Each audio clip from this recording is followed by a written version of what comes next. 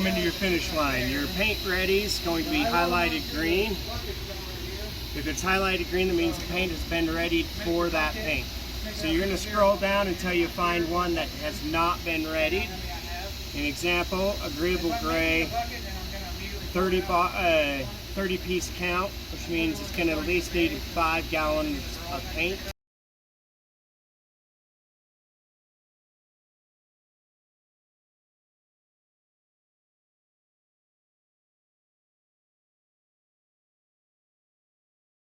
Anything really over 25. Okay, anything over 25 needs 5 gallons. Is pretty much 5 gallons.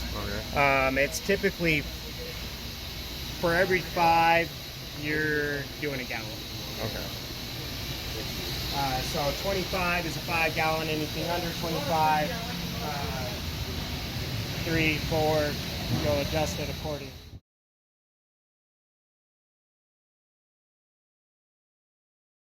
Once you verified that you need the paint,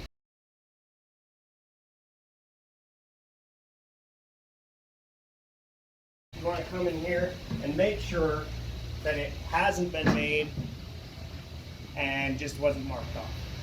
So you'll come through, I'm looking for agreeable gray. I have a 5 gallon Waterloo, egg white, a Dorian, Eggert, Cornwall slate, white dove. So I'm not seeing any agreeable gray. So once you have it verified that you don't have agreeable gray, sometimes you want to also check here, make sure, like I have a gallon of agreeable gray here. So knowing that that's not going to be enough agreeable gray, but that was made last week. Okay, so we do want them to try to use older stuff up, but that's only half a bucket. Anything, if we're not going to be doing the job within a week of the date ready, then that will be bad before we do any paint. Okay. So 1 week of ready date, it's bad once it's past the week. So if you know you're not going to be able to use that, then you want to junk it. Now that job is actually pretty high up on the list, so we'll most likely use that. There is, so in this example, this agreeable gray is for a specific job. It is made custom matched, so it's not going to be used as a standard job, which I need standard. So I only have this amount. And then I come over and look to see if I have any other amounts, and that's another rush job.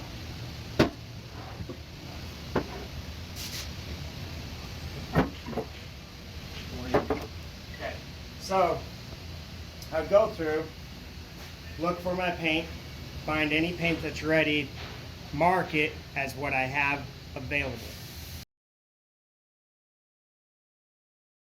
Then I'd go back in there and say, okay, I need another 2 gallons.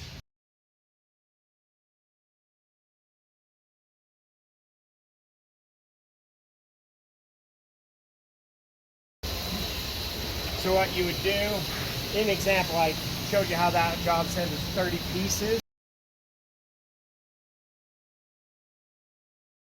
So you'd come and you'd look at this job.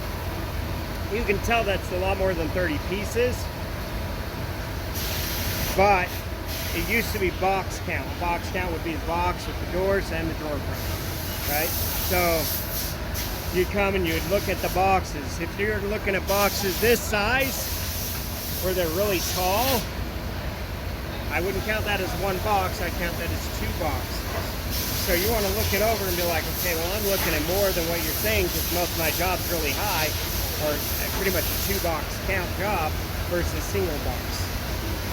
So you'd look over the job, verify that it's the size you're wanting, and again, this is a 5 gallon job, estimated correctly. As if you would look at this one, that's only about half a cart. Okay, this is only about half a cart, but I have no doors on this. So that's actually a 2-cart job because you have all the doors on that cart. So I have large boxes down to smaller boxes. So the amount on this is probably going to be closer to 7 because of the size of the boxes and how much actually fit on a cart. If all this was on one cart, I bet you might be able to get away with 5.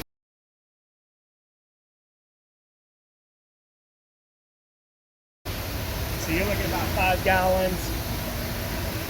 This one is probably more like 4 gallons, the way that it's stacked. It's most of a single stack.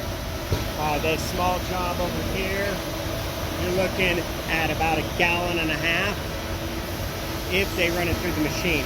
If we hand spray that job could probably be done with about half of a gallon. The reason that you have to add more is the machine takes about 75% of a gallon just for the line. And so that's part of the add-in on all these. You're not actually using that full gallon. You have to count for what the machine's going to need.